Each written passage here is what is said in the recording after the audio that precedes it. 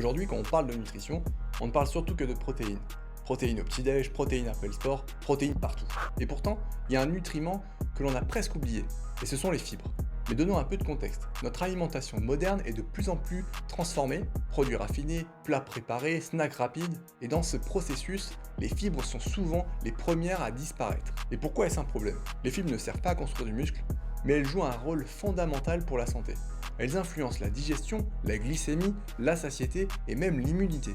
De nombreuses études, notamment celles publiées dans The Lancet, montrent qu'une alimentation riche en fibres est associée à une réduction du risque de maladies cardiovasculaires, de diabète de type 2 et de troubles digestifs. Rien que ça.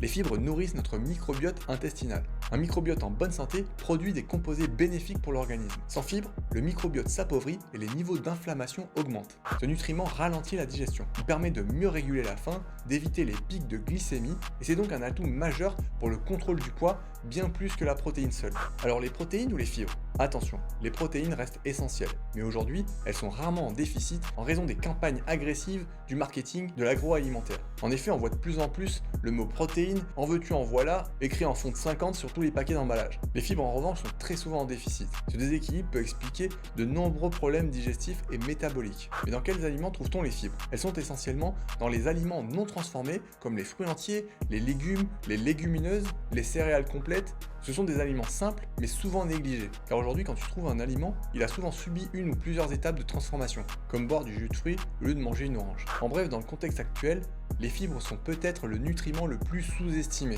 Alors avant d'ajouter des compléments, il vaut mieux regarder ce qui manque dans ton assiette. Si t'as aimé cette vidéo, n'oublie pas de liker et de t'abonner pour ne jamais rater un épisode. À la semaine prochaine.